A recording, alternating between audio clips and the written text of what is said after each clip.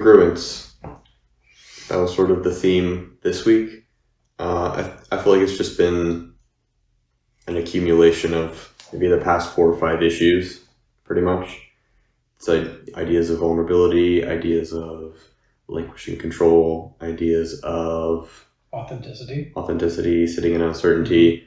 And then I've heard of this term congruence before a little bit, but I kind of put my own spin on it and related it to math because it felt kind of fitting. But I sort of described it as this emergent property that sort of arises given the correct conditions, where you aren't, you have different aspects of your personality where you show up in every area of your life, but when congruence sort of emerges, you are functionally the same. You couldn't say you're equal in every single aspect of your life, but you functionally operate the same way within every aspect of your life. And it sort of creates this free-flowing unlock between head and heart, basically. And I mean, what I took from it was that there's a sense of alignment as well with not just in terms of you're walking the walk in terms of your beliefs and your values, but also that you, the head and the heart. The head and the heart are often at odds with each other. So to get them aligned is, I think, a challenge for a lot of us. If we just leave things be, and if we just think about it. If we don't think about it, if we don't actually put some thought into it or some feeling into it, then I think I can see where you're going with that. Yeah, I mean, alignment's one of my core Kaizen pillars. I have it in my a lot of my banners across my socials and stuff, where it's alignment, balance, and momentum. It's sort of like the 3 pillars of Kaizen or whatever. And I've outlined that in previous issues before, but congruence was more than just alignment. I didn't want it to just be this, it's like alignment, but more aligned, or it's like, authenticity, but more authentic. That's why I kind of described it as this emergent property, because it isn't something you can really force to happen, which, connects to the letting it happen, trying to force understanding issue I did recently.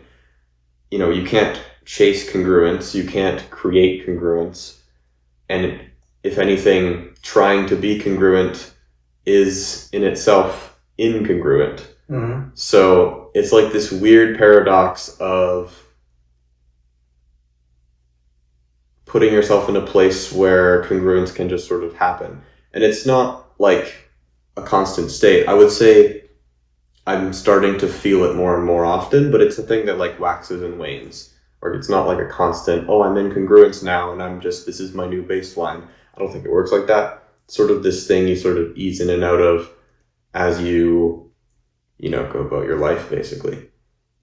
But I've definitely felt more aligned in my last couple of months of just life. And I would say that this idea of congruence is the best sort of thesis I could come up with to describe that process. What do you think has been the cause? Or but to go back on what you just said, you're not supposed to really cause it. Yeah. What do you think has been maybe some of the catalysts to help you realize this congruency, or feel like you got enough sense of alignment that you are feeling this congruence between different parts of your life, the different parts of yourself, your body and your mind and your heart? You said you felt this presence of congruence in the past couple of months. I mean, that's a pretty recent past. So you think there's been something in your life that's caused you to feel this way? Yeah, I mean, I would say probably the biggest change has been my commitment to content and my embodiment of being a creator and living as a creator and treating it as documentation. You know, I'm not trying to make content for the sake of content. I'm not trying to make fluff. I'm not trying to make a bunch of slop, as people would say nowadays with all the AI garbage out there. I'm trying to provide real value, and I'm trying to spread ideas into the world that I think are worthy of being spread. Yeah. And I think through doing that, it has shown me what I want to do. Like, I've proven to myself, you know, I've always idealized being a content creator and the process of making videos, writing newsletters, and like putting my ideas out into the world. And I've been writing my newsletter for a while, but with the video content, doing short videos and podcasts and stuff, it's much more accessible and a lot more people see it. So the reach is better, and that reach has given me the feedback that my message is resonating. And, you know, I get comments, I get likes, I get people telling me in my own life that have seen my content, how much it means to them and stuff like that. And that reinforcement, I think, has helped bring out this sense of calling within me that I'm like, okay, this is like, I'm sure about this path now. And it's also like the other side of it, I would say, is like the vulnerable / visibility aspect to it, where I'm basically sharing myself with the world, and it's like 99.99% positive. And anytime there's something negative, like, I can immediately see how that person is hurting. So it doesn't even really affect me because, you know, the only feedback, well, what's the saying? The only criticisms that hurt are the ones that are true. Most criticism I get is just, you know, someone doesn't understand what I'm saying and they're just taking it in a bad way. Mm-hmm. I can tell they're clearly not doing well. But or they think Primus is a shitty band, for example. Yeah, or something foolish like that, right? I've actually gotten a couple comments about my t-shirts. It's like, oh, a nice Tool shirt or a nice Deftones shirt. It's kind of funny. But well, you always catch me after work, so I'm not wearing my metal shirts, but maybe you have to bring one next time. Bring one next time, yeah. So. Yeah. Level up your representation. But I would say, yeah, that's where this congruence has sort of emerged from, was the combination of content becoming a part of me, and then the other side of it being like fully open and vulnerable with the world. And just like, I think I can truly say now that I don't think about the perceptions of others 9 times out of 10 in most situations, but in the past I definitely would have been thinking about the perceptions of others. Like, I filmed maybe 3 or 4 videos in public now, where people were nearby, they could see me filming. I did the going to the gym in a Shrek onesie and things like that. Like, and beyond that, like, I'm just way more social than I used to be, just with talking to people at the gym, and I don't know, it just, life just sort of flows more easily now, and I think that's the idea of congruence that I was trying to get to. Do you do any lifting at the gym? Because it seems like that's your main social outlet there. So is that... Yeah, no. Just in between sets and stuff. Yeah. Just quick hellos and like chatting with people. Especially in the sauna. I mean, in the sauna, all you can do is talk, basically. So yeah. That helps a lot as well. Or sit in silence. Sit in silence and... Yeah, it's kind of funny. It depends. Like, it's almost like contagious if you're chatting in the sauna, because if no one's chatting, then basically the whole time you're in there will be dead silence. No one will say anything. But if there's like a couple people having a little conversation, then suddenly within 5 minutes, everyone's talking to each other. That's just something I've noticed, but kind of funny. But yeah, I'd say that's where this idea of congruence came from primarily, is through content, vulnerability, and being more open with the world. I feel like that's sort of opened up my heart a little more, honestly, and just like not being scared of letting my feelings be valid and being expressed. I feel like content is too weak of a word to describe what you're doing. Interesting. Do you know what I mean? I think because content is such a generic term that describes all sorts of stuff on the internet, basically. Pretty much. More or less. Whether it's video, whether it's written, whether it's AI generated, whether it's something that you yourself have done, whether it's plagiarized, whether it's stuff that you've, whether it's trying to make digestible your PhD thesis and make it more accessible for the general public. You could be all sorts of things that counts as content, but I don't think you're just trying to create content, and I don't think you're trying to create a movement or a new cult. Not really. But you know what I mean. I mean, I think that not intentionally, at least. you're trying to create information, and I hate to use reason for content. But you're trying to basically proliferate create ideas that or share ideas that that resonate with your audience, and content just seems like too weak of a word to describe that. Is how I would say it. Yeah, I mean, I can get super nerdy and technical with this, but another way to describe it, which is, so there's this great YouTuber, he's quite political, but he's also great at dissecting the sort of nature of information on the internet, the sociology of how ideas spread, the psychology of how ideas spread. He started this movement called dark centrism, which is like basically taking the best parts of the left and right of politics and whatever. Anyways, his channel is called P.F. Young, like Carl Jung. Mm-hmm. I think I've showed you one of his videos before, where he talks about this idea called mimetic feudal hierarchies, mm-hmm. Yes. Which is basically, mimetic is like memes, which are just ideas. Ideas that spread virally, yeah.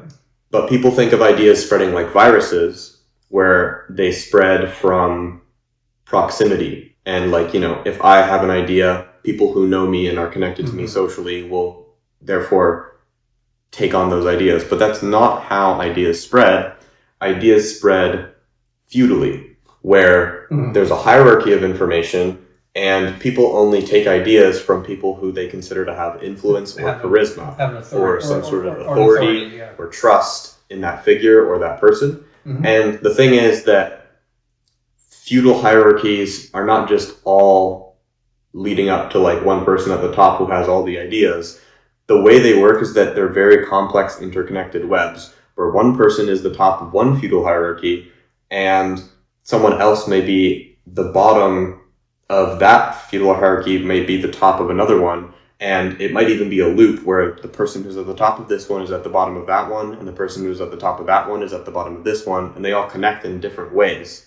And the whole point of it is that when you share your ideas, you don't know who is going to be, quote unquote, affected by your memes or your ideas. So in a sense, you could say I'm becoming a mimetic feudal lord, which is the most nerdiest and technical and obscure niche term for being like an ideas broker would be like a better way to say it maybe. But I do agree that the term creator does feel kind of flat, especially, I mean content. Content feels flat. Content in general, because you're trying to provide meaning and value. You don't want to be too pretentious, but meaning, and you're trying to provide something of value to the people that are listening and reading your stuff. Yeah. So that's what I was just trying to say is that content just seems too generic, because there's obviously everything from AI slop to extremely insightful articles that you can find in the contentosphere. Yeah. I know what you mean, content. I mean, that's why I use the term creator more than influencer, because influencer is like, it's kind of an icky term that has a lot of cliches around it now because it's been around so long. But I would tend to think of the Kardashians, for example. There's anything wrong with them. I'm sure they're lovely people, but I don't see a whole lot of value in what they provide other than the fact that they're famous for being famous and they're influential because of They're following. because of the mimetic feudal hierarchy. They're the queens in the feudal society that you're describing. So Kind of. I mean, I'm not saying that the interesting thing is that to some people they will be, but to others, the way that the mimetic feudal hierarchies work is that influence and charisma are different for everybody, and the respect and trust you earn through sharing your ideas will be completely domain specific. So, Kim Kardashian might have a lot of influence over 12-year-old girls, but she's not going to have any sort of influence over, an academic in his 40s who's studying math or something. Like, he's not going to give a second thought to her. I think their influence is broad but not deep, I guess is how I might put it. Yeah. And that's a fair... it's obviously quite superficial. It's... they're not giving you, as far as I know, they're not giving you tips on how to live your life with alignment and congruency or things along those lines. They're... Yeah. Last I checked, which was many years ago, they were giving you advice on which hair products to buy or makeup or clothing, and all of that was paid for by sponsors and whatnot. But anyways, getting off topic here, but I guess I was just pointing out that content is kind of a too generic of a term for I think what you're trying to accomplish here, I guess is all I would say. Yeah. And in a sense, if there is a bit of a feudalism or a hierarchy, well, feudalism and hierarchy there's a fair amount of overlap there in terms of where those concepts are going. I guess I would say that occasionally you're trying to borrow some of the memeticness, memetacity, if that's the right word. I'm not sure. I'm saying making up words now, but trying to borrow some of the influence. Occasionally, something that you write will catch somebody in a higher level of the feudal order, higher level of the hierarchy, to be able to spread some of your ideas further, and then therefore catch a larger audience, obviously, right? So the interesting thing is that the hierarchies are there, but they sort of aren't. They're there in some aspects, and then in other aspects it's more of just a complex node network. But not every idea I talk about is mine, obviously. A lot of the ideas I talk about are things that I've learned. And a lot of ideas, the biggest philosophical ideas, aren't really anyone's because they've been around for thousands of years. Right. And maybe they were discovered by some Greek guy. The Stoics, could have been earlier than that. I know. Hard to know. I know you tend to lean on the Stoics a fair amount, and there's nothing wrong with that at all. Their ideas have endured for thousands of years for a reason. So but the ideas. Becoming a mimetic feudal lord, the whole point of it is to basically fight for the ideas that you believe in, the ideas you believe that are right, that align with your values, etc. And basically partake in the meme war, as P.F. Young describes it, which is that, there's a... You mean shitpost? No. No, the war of ideas. Between not necessarily right and wrong, but useful and not useful, or helpful and advantageous to society, or, evil, malignant ideas, or the difference between, not right and wrong, but like the difference between ideas that help people make positive changes in their life and ideas that are counterproductive to individuals, but also society in general. And that's why I really like P.F. Young's channel, because he takes a very fair approach to politics, which is obviously quite scarce in today's world. Quite fraught, and could be quite fraught too. But he also, he isn't like one of these wavering fence sitters who doesn't take a position on anything. So I do respect his ability to speak for the truth and what he believes is the truth.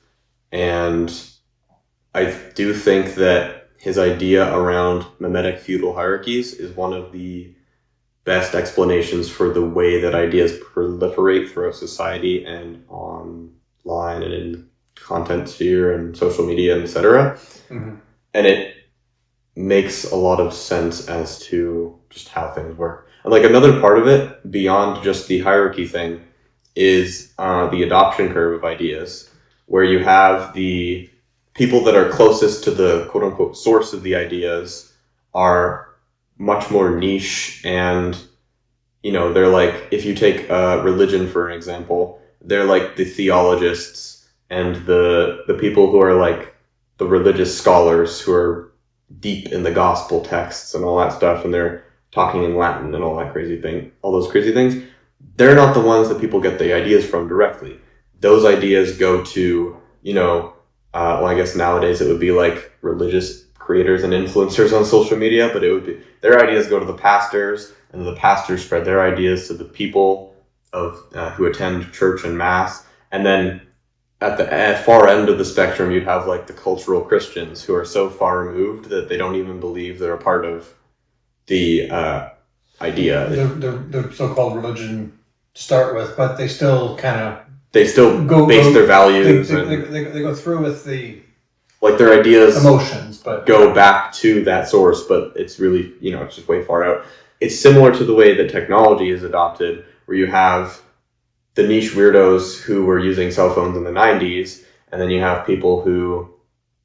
Cell phones weren't that weird in the 90s. Or earlier, whatever. The big blocky ones in the 80s. Yeah. Okay. Like you have the early adopters of ideas, and they're the ones who sort of start the movement, quote unquote. And they're like the niche, outside of the norm ones. And then as you get further out and as more people adopt the idea, it gets broader and more mainstream.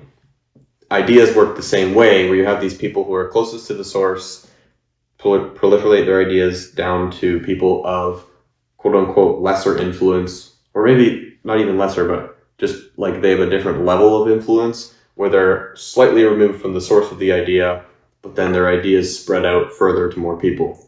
Well, I think, in many ways, what you're describing is a product of our, and probably a very beneficial product of our heritage, our tens of thousands of years ago heritage of a tribal society. Two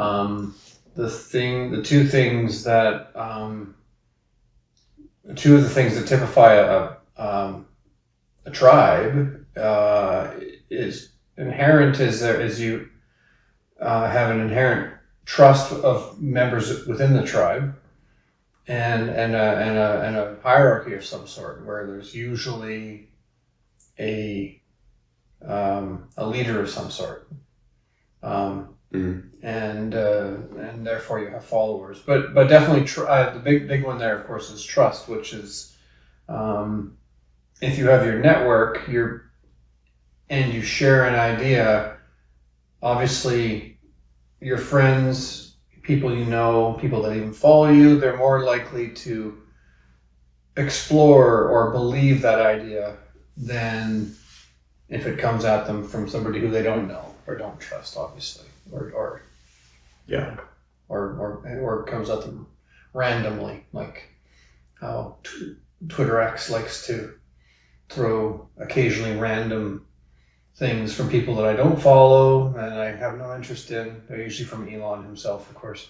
But they might be posts that I don't otherwise that I wouldn't otherwise have expressed an interest in, or shouldn't have had any reason why it would be sent to me personally, but they do. But in any event, yeah, I think you're right about trust is the big one there. So yeah, and memes can come in from many different sources. So having more quote unquote soldiers fighting the meme war is a good thing, especially if you believe in certain ideas that you think are beneficial for society and for individuals and stuff.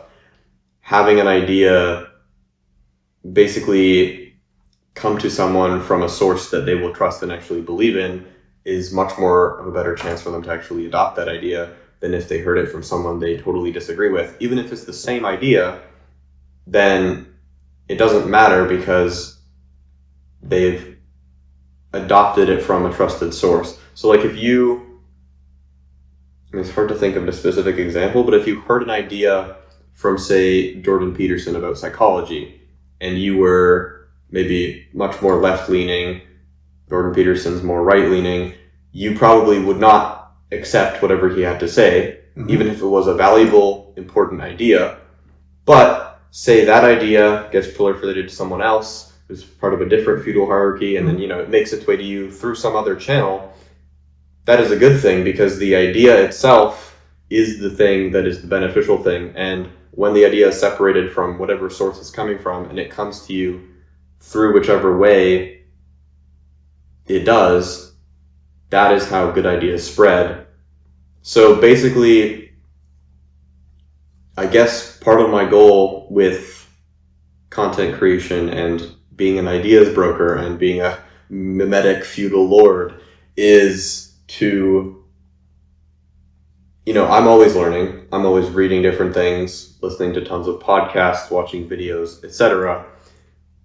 I like doing that and the filtering through sort of the cream of the crop, or, like filtering the shit from the gold, essentially.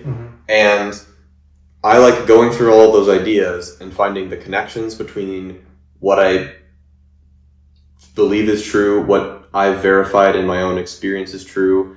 Science is a part of it as well, like what's scientifically verifiable, what makes logical, intuitive sense with deductive reasoning, like all these different things sort of play together to form a coherent worldview of beliefs and values. And doing that I find that process extremely fun. That's just like the game of learning for me. It's just like finding connections between things, finding ideas that fit into like a larger puzzle, a larger picture, and seeing how they all work together, and seeing like how contradictory ideas can coexist in interesting ways and all sorts of stuff like that. I like that part. A lot of people are not going to like that part. A lot of people are going to find that stressful. A lot of people are going to find that it takes time. A lot of people are just not going to want to have anything to do with that, but they're still going to want the useful ideas. So I feel like that's kind of my place in like the mimetic feudal hierarchy or the adoption curve or whatever, is I'm one of the filter people that takes a bunch of these ideas and spreads them in the best way that I can to be like, hey, these are the ones that are good. These are the ones that work. And I think the best way to do that in an honest and integrous way is to be completely open about the fact that, not all these ideas are mine. This is where I got this idea. This is where I got that idea. This worked for me. Connecting it to my experience and being fully open and vulnerable about it. Admitting when I'm wrong about things. Like just being fully open about pretty much everything gives people the trust that I'm a worthy source of information and quote unquote memes. I think that's the best way I would think about how I go about writing my newsletter or creating videos or anything like that, is that I'm coming from a place of honesty, pretty much. I'm trying to, truth isn't a thing that exists, but it's a thing you strive towards. And that's what I try to strive towards, is what is the truth of the situation. So you're looking for a unified field theory of... Not necessarily, because it doesn't exist per se, but you aim towards it. Trying to bend towards one, I guess, then. Yes. Asymptotically, I mean, so. Yeah, like I don't think there's a theory of everything or a truth to the universe or, a fully correct 100% right answer for everything. But I think trying to get to it gets you closer. But I think that's actually an interesting idea of what you're getting at, though, which is that there is the amount of content, to go back to that word, has just mushroomed and it continues to mushroom. I mean, the amount of new, for example, the amount of new video put out just on YouTube alone in a single day probably dwarfs... more than anyone could ever watch in a lifetime, probably dwarfs all of the television created from its invention in the 30s until about my best guess would be about 1980 in terms of the total amount of TV that was created in those 40 odd years. In terms of like watch time hours or something, yeah. Is probably equivalent to what is put onto YouTube in a single day or at most a single week. I mean, I haven't done the math, but I'm sure... I know, the numbers are crazy. I'm sure it's probably something like that. Like that's just... Yeah, the amount of content that gets turned out just onto YouTube, which is one platform, is ridiculous. Right. And I'm sure that you could do the same thing with written word through the various platforms like Substack, Medium, Reddit, X, Reddit, et cetera, probably could dwarf the New York Times for its first 100 years. 100 years in terms of what gets put out in like a week of the world. Yeah. Anyways, my point is, I think it's actually that what you're describing here is a worthy endeavor, which is to try to filter through a bunch of the useless garbage and ideas that it sounds harsh, but I mean a lot of it's true. There is a lot of useless garbage, which is AI kind of slop. Which, don't get me wrong, I like my AI slop videos as much as the next guy, but filter through a bunch of half-baked ideas, ideas that don't meet the test in the real world, ideas that are not internally logically sort of aligned, congruent, if I may use those words, and to try to get closer to not so much how people should live their lives, but how people could look at the world with and approach their life with along the lines of what you're saying, with a sense of alignment, basically. So to try and find, and as you say, I mean, as you try and find their truth, but I mean, as they always say, as the old expression is, there's one path for all, but each must walk it in their own way. I guess what I'm trying to say though is, I think it's a worthy endeavor to try to weed through a bunch of the relatively unhelpful ideas, to use your word, unhelpful ideas, and to try to cobble together a coherent, congruent, pardon the system of ideas. Pardon the that's fine. Going back to that, but yeah, system of ideas, exactly. Yeah, I mean, I would say, it's kind of like a curation process, basically. But I would say that there might be too much of an emphasis on like all these useless ideas and stuff. Like a big part of what I try to do is to go to sources that I know have useful ideas and try to, instead of sorting, shit from gold, I'm trying to sort like silver from gold, essentially. So, because there's so much content out there that if you look in the right places, you can find all sorts of great stuff, and it all connects in really interesting ways. And it's quite easy to avoid the slop because most of it is fairly obvious and usually baked in drama and controversy, or full of logical fallacies or pseudoscience or misinformation, or et cetera, et cetera. I think the key to it all, though, is being, which most people have an extremely hard time with, is bias, which is that everyone has this idea of bias, like, oh yeah, everyone's biased and they have their own perspective that shapes the way they think, but no one actually thinks about it in the way that they need to, which is that in order to strive to be as unbiased as possible, you need to be fully accepting that most of the beliefs you have are probably wrong in some way, and that you've just kind of adopted them from things you've heard and people you know, et cetera, et cetera. Or inherited, you need to be inherited from your parents. You need to be fully willing to let go of any idea you hold dear, which is extremely difficult because it basically means that you are in constant uncertainty, which, we've talked about at length before about sitting in uncertainty and, how that is a good thing. But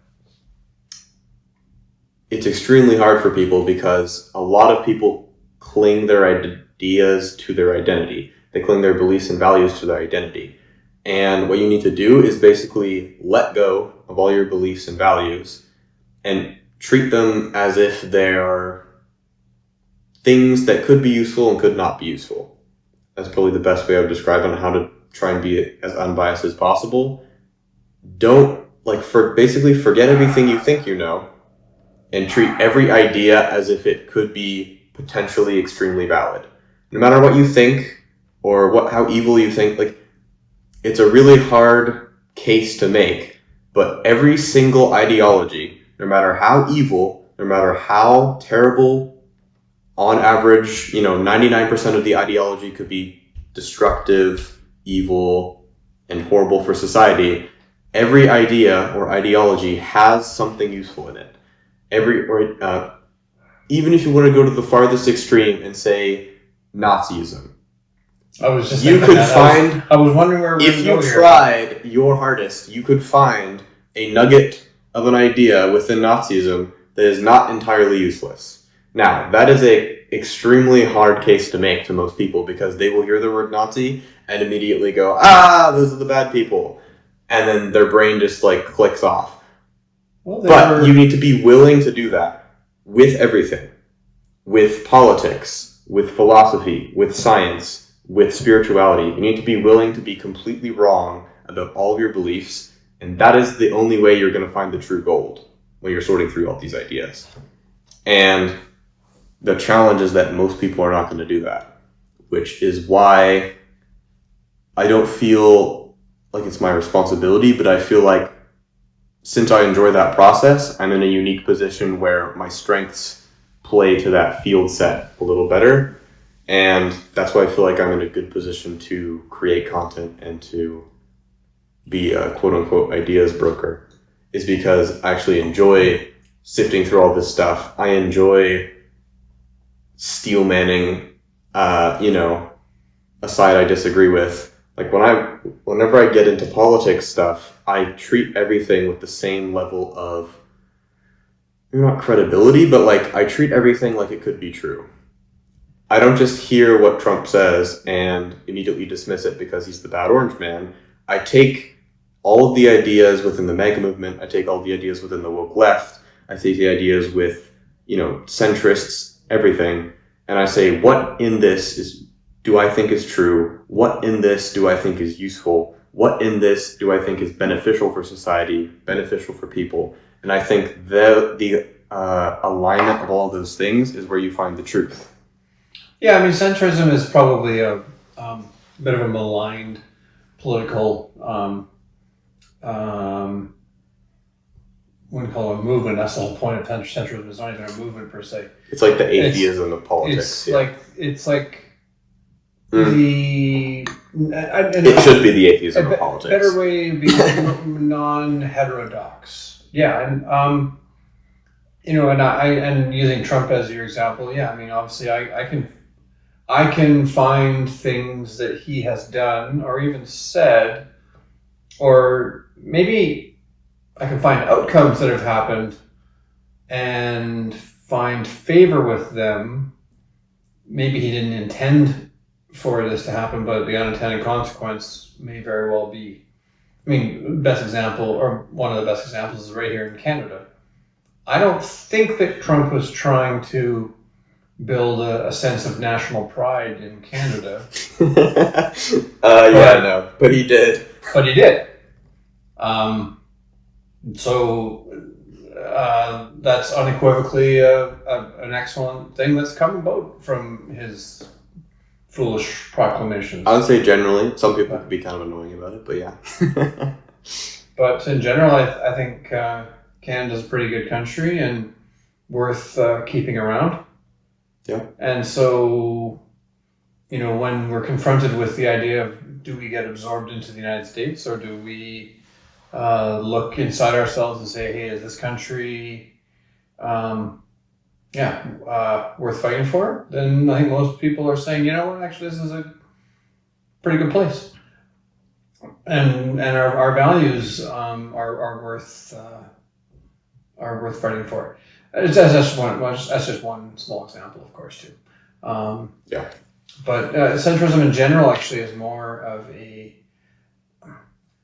some people try to find the center of the best example would be, like, say, Susan Collins, who's a senator from Maine, and she tends to be the most liberal Republican in the Senate.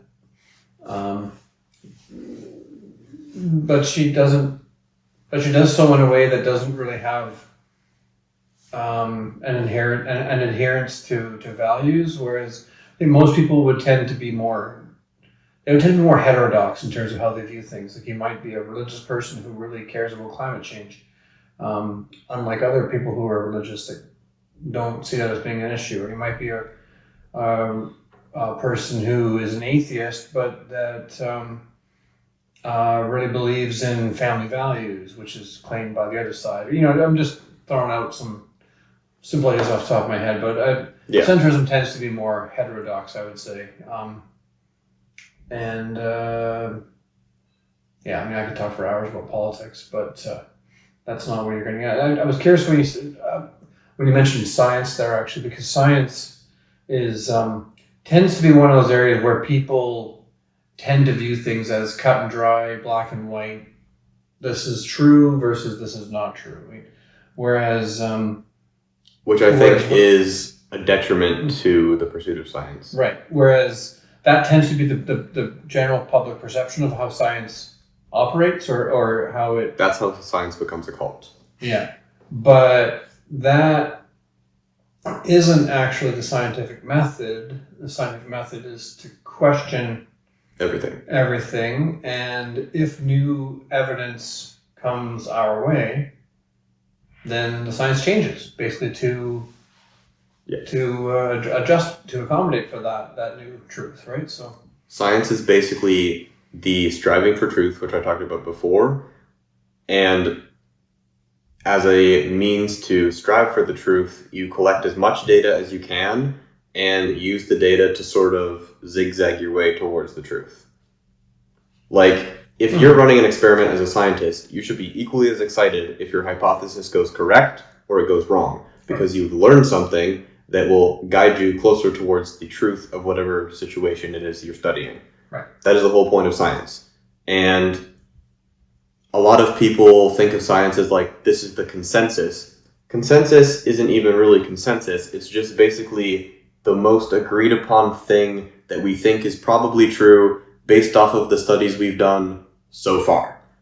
So we could have 50 studies today proving a single thing. But over the next 200 years, we might do 150 more studies that prove the exact opposite of what the current consensus is now. And this happens all the time throughout history, obviously. This has happened multiple times with, we thought tobacco was healthy. We did studies. Oh, wait, no, it gives us cancer. or sorry, not tobacco, but like smoking cigarettes. Mm-hmm. We thought alcohol might have some health benefits. The more research we do, it seems to be like, oh no, there's no safe amount of alcohol. It's all basically the more you drink, the worse it is for you. And the reason that people think science is confusing sometimes is because it seems to flip-flop. Occasionally. But it isn't flip-flopping. Occasionally things change. Things change. We discover new things. One zig towards the truth becomes a zag, and everyone goes, hey, but you said this thing before, and now you're saying this thing. Right. And then people get confused, and that's where misinformation thrives. Because scientific literacy is not exactly society's strong suit for the most part. Yeah, I mean, if most people took a statistics class and understood a few things like bell curves, conditional probability, aggregates versus mean versus whatever, like just a few basic stats things, then that would help a lot of people understand a ton of different things about the way science works. But the problem is that when you're zigging and then zagging and then making your way towards the truth, you will lose some people along the way. And that is when people lose trust in science, which is quite unfortunate. But yeah, science is this thing that people treat as an absolute. Yeah. An absolute, like an all or nothing. And when some people treat it like that, other people sort of end up rejecting it because of the occasionally contradictory nature of the way things are discovered. Oh, sure. I mean, like, the best example recently I can think of would be COVID. When COVID first came out, or first hit us in the early part of, hit North America in the early part of 2020. I think it was January 20th is when it first recorded cases were in Canada and the US. But of course, it was probably here, the month before that. It seemed to originate in 2019. Anyways, my point is, for the first few months, most scientists believe that it was spread primarily through physical contact, through touching an infected surface, and then we touch our faces hundreds of times a day and we don't even realize it, but and then touching your face and then basically getting infected that way. And it wasn't until about May, so really 5 months into the crisis, that it was really clear that masking was actually a far more effective way to counteract COVID-19's spread than, say, disinfecting doorknobs. Disinfecting doorknobs did virtually nothing. Using, single-use grocery bags versus reusable grocery bags did nothing. Touching your mask on your face with your filthy COVID-infected fingers really did not do anything, but breathing in droplets of air that somebody who was COVID infected spread into the room. That was by far the most common way of transmission, and we did, and so therefore my point is the advice on how to keep safe changed dramatically in the spring, multiple times, and then people as a result became saying, well, hey, wait, you told us one thing and now you're telling us kind of something totally different. And part of it, now there's also another thing mixed in there, which I believe is that in the early months they were worried that paramedics, doctors, nurses, people in the healthcare system were not going to have enough PPE, personal protection, masks and whatnot, and masks and gloves to be able to, help the rest of us. And so therefore they didn't want people to go out there and rush and buy all the masks that were available, because obviously the frontline workers are the folks that should be getting first crack at those things.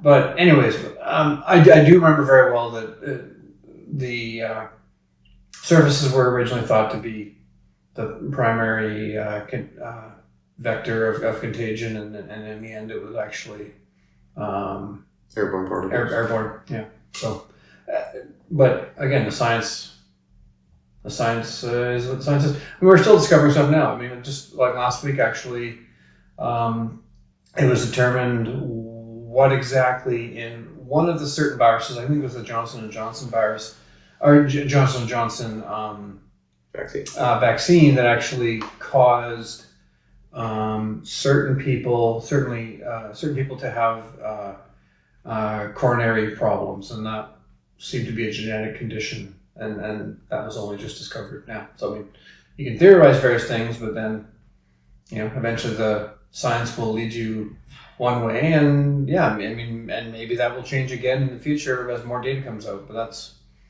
I think that's it's a good analogy for a lot of things, which is we should try to be guided by truth, but be open to new possible outcomes, new possible ideas, new to a new system of beliefs, if that is what ends up if that's where the evidence guides you. I wouldn't say try to be guided by truth, but I would say that be willing to the possibility that anything could contribute to you getting closer to quote unquote the truth. Mm-hmm. So yeah, be open to possibilities, be open to things that you think you disagree with, but you can believe the things that you believe now currently that are true, but you need to be willing to drop them if, enough quote unquote evidence changes your mind, or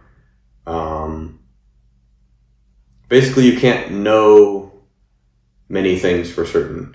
And the way to get to the truth is to be willing to... So we take shortcuts? Pardon? So we take mental shortcuts? Is that what you're getting at? If we can't know all, we can't be an expert in all sorts of fields. So therefore we take mental shortcuts, basically? Partially, yeah. But also just, it's more just in general,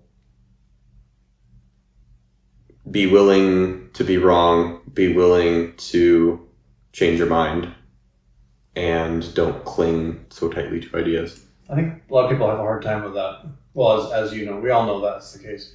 But I don't think we really quite realize why that's the case, and it's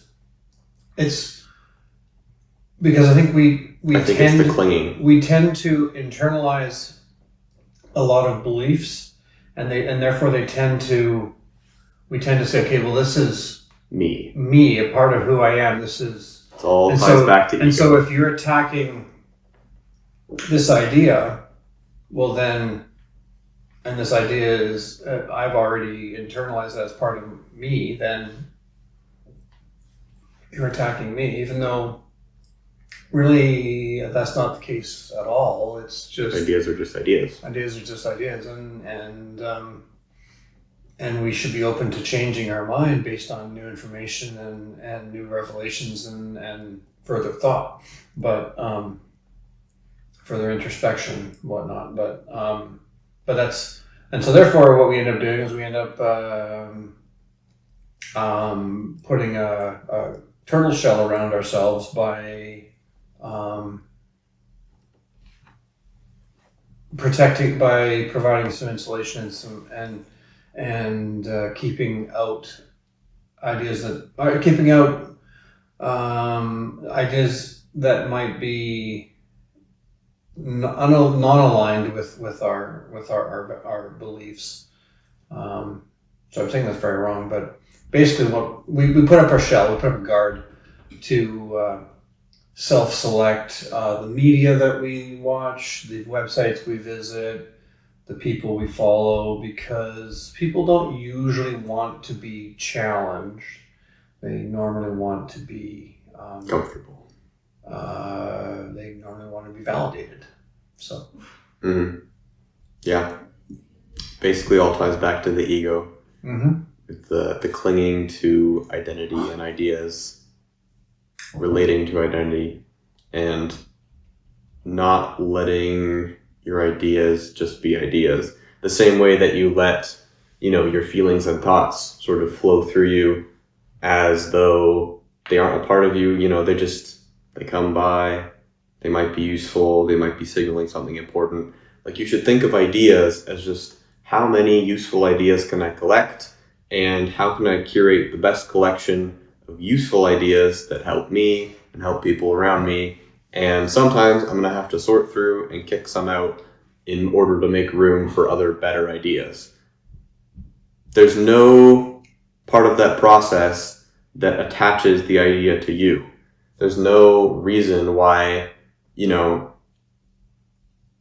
just because you believe in a certain ideology, it makes you a good or a bad person. Like, that's ridiculous. There shouldn't be any moral weight attached to believing in ideas, unless, the idea directly inflicts harm upon someone or something. It's a little different, but like, you shouldn't attach any part of yourself to an idea, which is really difficult to do in practice for most people because they don't even realize that they're doing it. So it's just sort of... I was saying we have these mental shortcuts, right? So that's yeah, what I mean. It's easiest to just, you're part of this idea tribe and you just adopt a lot of the beliefs of that idea tribe, or, echo chambers, whatever thing it is. If it's a political ideology, it's easiest to just adopt all of the ideas of the movement instead of going through them all and picking apart which ones are useful and which ones aren't. Requires patience, discernment, and a hefty degree of uncomfortable or discomfort, not uncomfortableness, but... Mm-hmm. No, I agree. I mean, and I think it's almost like watching a sports game where you might want, for example, the Seahawks to win the Super Bowl, but you're definitely open to watching. You're definitely open to be impressed by a good play or two by the Patriots as well. I mean, there are folks that are so tribalized and entrenched in their team, and we tend to treat politics that way now, and therefore we tend to treat a lot of ideas that way now too. Whereas there are very few absolute black and whites in the world. If you think of various controversial topics, so there's very few that it's wholly black and white. Whether it's pick your hot button issue, abortion, fossil fuels, gun control, identity politics, immigration, economy, online, yeah, tax rates, and taxing the wealthy versus having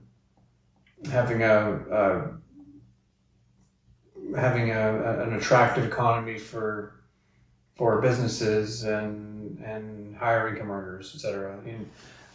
Being able to provide for the less fortunate, and also being able to keep a robust business environment, blah blah blah. I mean, there's very few things that are where it's black and white. It's all different shades of gray with different priorities and whatnot. So, but that's getting off topic. Not necessarily. Oh yeah, I guess fair enough. Those are the things I tend to read about, as opposed to trying to find inner alignment. Maybe I know you're very up in your head, not much in your heart. If I were to presume, maybe it's being a little assumptuous, but assumptive or assuming, yes. Assumptuous isn't a word, is it? Could be. It's presumptuous. Yeah. You could be right. Yeah. I mean, I like reading a wide variety of things, but yeah, I don't tend to read a lot about how to. Yours is one of the first ones. Yours is one of the first pieces of content that I read that delves into this topic. So it's that's why it's interesting for me to engage with. Exactly, to engage with. Yeah. Yeah. I mean, the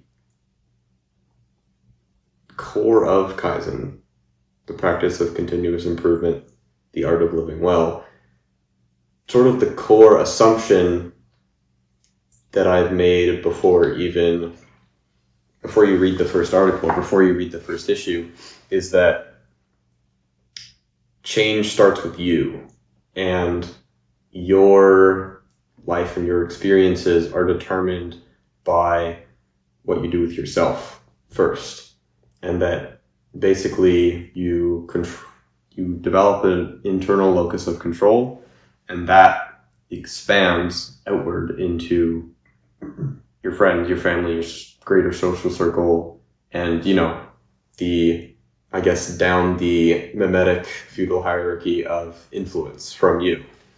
So that's kind of the unspoken assumption underneath my newsletter, is that change starts at the individual level. Mm-hmm. And that is where the real power lies. If you want to quote Michael Jackson, if you want to make the world a better place, you take a look at yourself and you make a change, because the best way to change the world is to change yourself. And the best way to change yourself is to look inside and see, what am I avoiding, or what are parts of myself that I want to change that I don't like about myself, and why do I not like those things about myself? What can I do to change those things? These are tough questions, but they make you stronger. And on the other side of this internal, arduous inner work is sort of, I guess, this idea of congruence emerges, if we want to tie it back to that, where it's that through the internal work, you create the life that you want, you create the life that is better for you, is better for the world. And it sounds kind of crazy, but you do have the ability to change the world, but through changing yourself. You have no idea how much you can affect and how much you can spread, especially now with the information age, social media. The amount of leverage one person has is crazy. And that's why I think articulation is so undervalued, because if someone can talk to a camera and articulate their ideas incredibly well, then they will be incredibly successful at spreading their memes and spreading their ideas, and they will create a lot of positive impact. And that's pretty much what I'm aspiring towards. But I mean, I've been told I have good articulation. I mean, I've worked decently hard at it with, the daily challenge of posting the Higher Up Wellness Speaking Challenge, one video every day that's like 1 minute unedited, trying to reduce filler words and stuff. And I'm definitely more cognizant of my filler words, for sure. Like the you-knows and the likes and the ums. I definitely fill a lot of space with that's one of the ones I've caught recently while editing podcast clips and stuff. Is I say oh yeah, this thing, and this thing, it just fills in the gaps there. But the key is to just let yourself not be talking for a quick second. Mm-hmm. And just let the silence be there instead of trying to fill it with words. And it ends up making your ideas sound better anyways, because it gives people time to think about what you've actually said. But yeah, that's where this idea of congruence has come from. Partially through the head and heart stuff, the content stuff, and just, this idea that change starts with you, basically. Well, it's been an interesting journey, so I look forward to seeing where this leads, I guess. Yeah. I mean, coming up on 50 days now of the Higher Up Wellness Speaking Challenge, which is pretty cool. And I mean, I started it saying I would do a full year, but it's kind of beyond that at this point. Like, the challenge is kind of just there, if that makes any sense. Like, it's definitely not challenging for me anymore. Posting a 1 minute unedited video is like a piece of cake. But also, like, I make so many other videos now throughout the day that, like, that's just, like, I'll usually do I usually post 2 videos a day at least, and I'm doing more now because the podcast clips are super easy to fill in gaps between like other videos that I'm talking about different ideas in. So, I mean, the past few days I've been posting like 3 videos a day, like including podcast clips. But I don't know, the higher bonus speaking challenge is great because it's like an articulation practice, articulation exercise, but it's not like my main focus really. It's just kind of like, it's there, and, you know, some videos will resonate with people and some won't, and that's fine. But it's definitely a good exercise for anyone to do, honestly, even if they don't want to share them. Like, you could just create like a burner Instagram account or a burner YouTube account. Don't tell anyone about it and just put a video in there every day and use it as like a personal video journal diary where you're just talking about whatever you want. Yeah. And you'll get better at speaking to the camera, and that will make you better at speaking to the people in your life, articulating your ideas to family and friends. And that, like, articulation is just such a undervalued core skill that is such an asset. Not even just for content creation, but also just for like spreading memes and stuff. Like, it just helps you out in any area of your life. I would say not even just that, but also, like, I know I've found, because I've been writing with my own work for decades, and I always find that it often takes the process of going through and writing a few pages about where I see opportunities, where I see threats, how does the environment work, what are some principles. It takes the idea of going through that exercise of actually writing to kind of figure out what I'm thinking about at that moment. So which for many people would find that to be very non-intuitive. Like, they would think, oh, well, you know what you think and then you just spill it onto a page. Well, actually, I find the process of writing helps me to... Writing is thinking. To actually congeal my ideas, I guess, into a more coherent and... I have an older issue on that exact topic where it's like, I think I called it the forge of thought. Yes. Where it's like you're pouring molten iron into a mold or something. It's like you're pouring your ideas out into the page and they're taking form through your writing. Like, it's like writing is thought in action, basically. Yeah. They're not separate processes. They are like 2 sides of a coin. And obviously my writing tends to be is much more practical and economic, focused and political and stuff. on people's investment portfolios and what should we do about them. But it's tactical and practical, yes. Yeah. Whereas you're writing about bigger ideas, I would say. But I try to be actionable. The same process applies, I would say, or the same truism seems to bleed out. Yeah, I try to be actionable as I can, but it's definitely tough to find the balance between philosophy, self-improvement, and also just like writing in a way that lands with people and that they can actually take something away from it. And it's definitely, it's easy to get carried away with like getting super abstract about things and getting like, especially on the days I'm feeling extra, I guess, like artsy with my writing, I'll tend to get a little poetic in certain parts. And it's like, if you get too poetic and like abstract, then you just lose a lot of people, and they're, it gets too fuzzy, I guess would be the right word. But yeah, it's definitely a fine line to walk when philosophy is involved, because you can just kind of get sort of esoteric and amorphous. I agree. But yeah, was there anything about the congruence idea that didn't click with you or didn't make sense, that you pushed back on a bit when you read it? No, I mean, as I said, I felt like it was more of what a lot of your writings have been going in the same direction, starting off several episodes ago with, talking about things like authenticity and being self-aware and being present and then Gratitude the and idea stuff, of gratitude and then letting go and not having to force an outcome and try to just.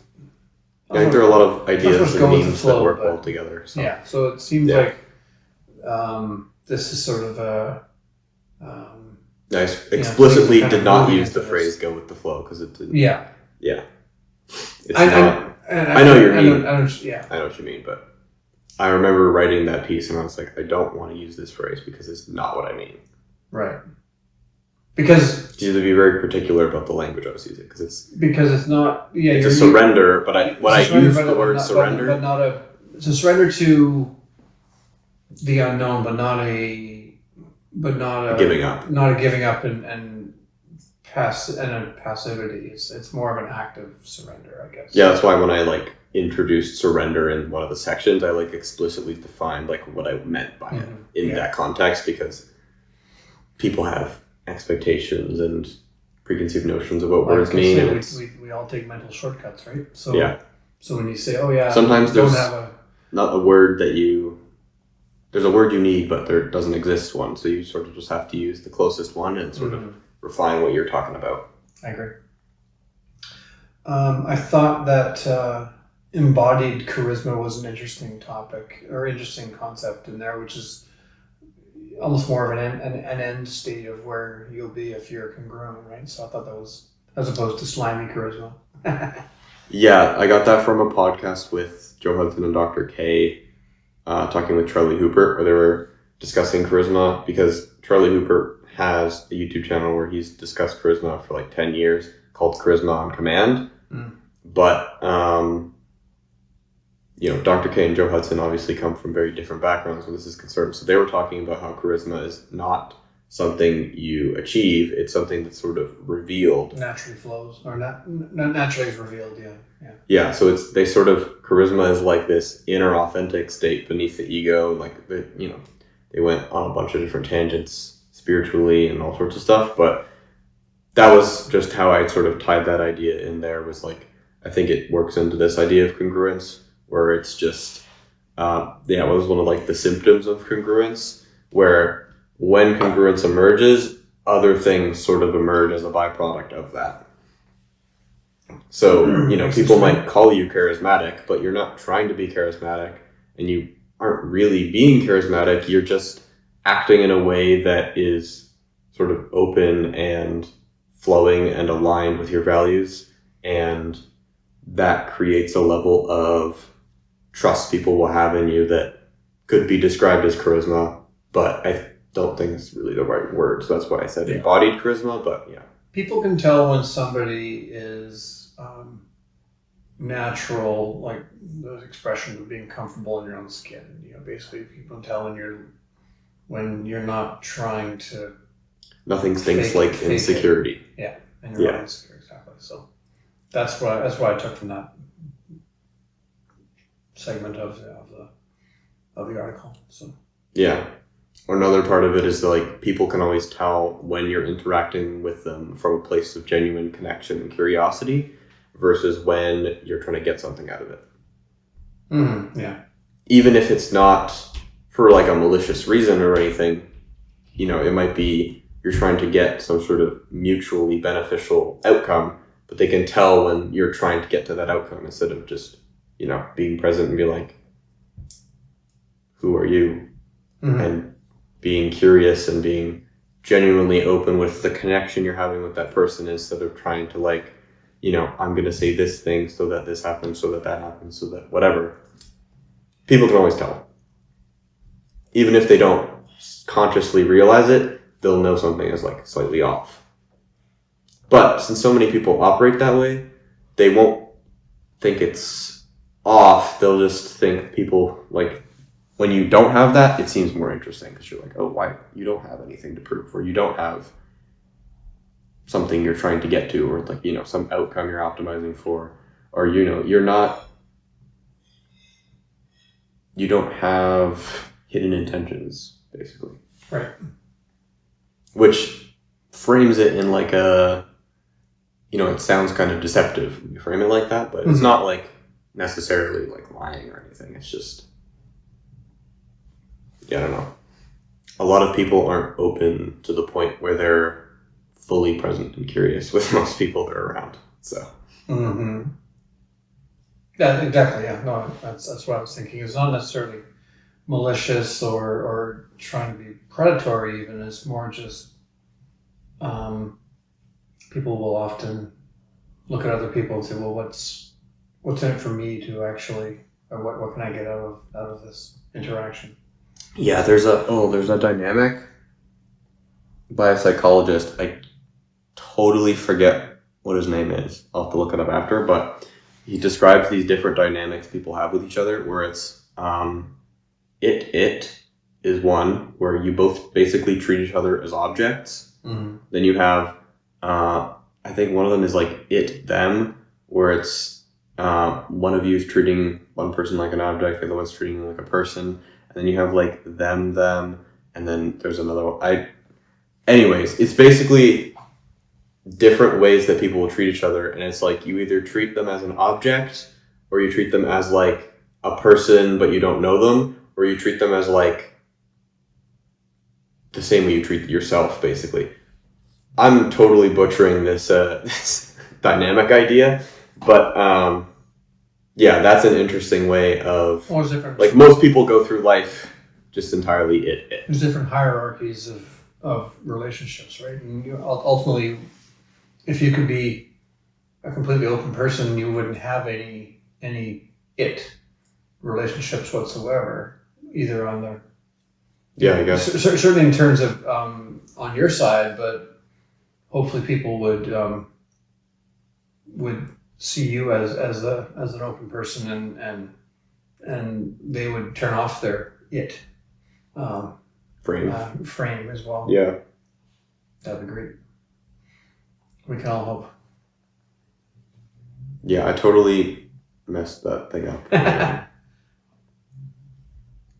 But yeah, the connection with others is pretty much what we truly desire, and being as open as you can allows you to connect with as many people in your life as you can, basically.